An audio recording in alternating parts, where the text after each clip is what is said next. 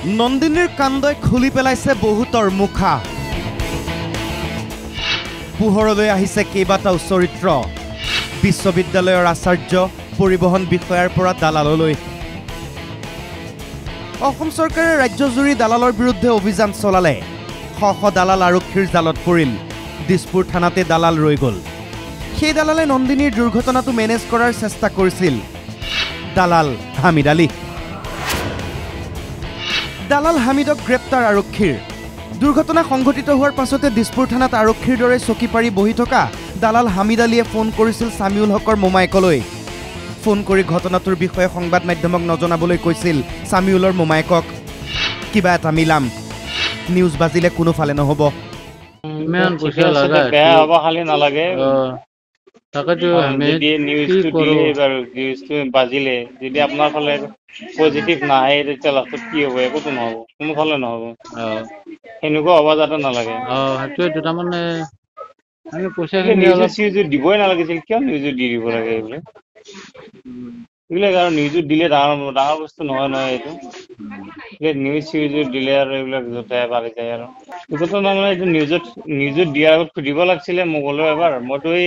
বাৰমামাৰ লগত কথা পাতিয়ে আছো এই বাৰমামা যে এনেকৈ ঘটনাটো মেনেজ কৰি টকা খোৱাৰ পৰিকল্পনা কৰিছিল হামিদ আলীয়ে কিন্তু সফল নহল হামিদ গ্ৰেপ্তাৰ পুৰণি দালাল হামিদ আলী হামিদৰ হাতীগাঁৱত ফ্লেট হামিদৰ কেইবাখনো গাড়ী থানাৰ সন্মুখত পৰি থকা পুৰণি গাড়ী হামিদে বিক্ৰী কৰাৰ অভিযোগ দুৰ্ঘটনাৰ গোচৰ আহিলেই হামিদ জপিয়াই পৰে মেনেজ কৰে দ্বিতীয় চৰিত্ৰ USTMৰ আচাৰ্য মহবুবুল হক নন্দিনীয়ে দুৰ্ঘটনাটো সংঘটিত কৰাৰ পাছতে মেনেজ কৰাত লাগিছিল বিতৰ্কিত মহবুবুল হক খবৰ পাই মেঘালয়ৰ পৰা মহবুবুল হকে মানুহ পঠিয়াইছিল দিছপুৰ থানালৈ দিছপুৰ থানাৰ পৰা সামিউলৰ পৰিয়ালৰ সদস্যক লৈ গৈছিল USTMলৈ তাতে ঘটনাটো মেনেজ কৰাৰ চেষ্টা সামিউলৰ পৰিয়ালক 5 লাখ টকা দিয়াৰ প্ৰস্তাৱ দি গোচৰ উঠাই ল'বলৈ কৈছিল মহবুবুল হকে সামিউলৰ পৰিয়ালৰ সন্মুখতে ফোন কৰিছিল নন্দিনীলৈ ঘটনা মেনেজ কৰাৰ দায়িত্ব লৈছিল মহবুবুল হকে মেঘালয়ত লৈ গ'ল USTMত বহিলোঁ আমি তাতে মহবুবুল হকৰ লগত আমি কথা পাতিলোঁ মহবুবুল হকে তাৰ পৰা ফোন মাৰিছিল নন্দিনীক ফোন মাৰি গোটেই সমস্ত বিৱৰণ লৈ পেলাই আমাৰ লগত কথা পাতিছে কৈছে কি তোমালোকে চিন্তা কৰিব নালাগে ট্ৰিটমেণ্টৰ দায়িত্বত মই মিডলমেন হিচাপে মই থাকিলোঁ আজি ভিতৰত 5 লাখ টকা তোমালোকক দিয়াৰ ব্যৱস্থা কৰি দিম ইয়াকে লৈ প্ৰতিক্ৰিয়া মুখ্যমন্ত্ৰীৰো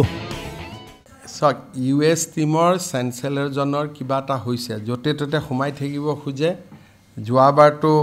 অকণমান ঠিক আছে বহুত দিন জেলত থকাৰ কাৰণে এৰা পৰিলে তৃতীয় চৰিত্ৰ পৰিবহন বিষয়া Devanshu Dutta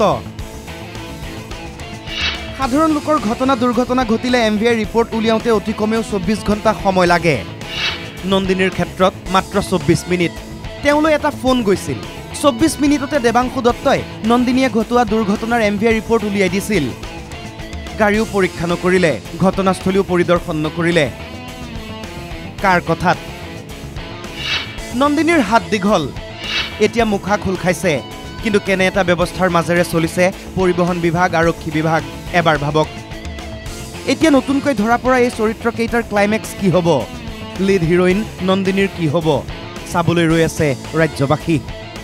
bureau report NKTV+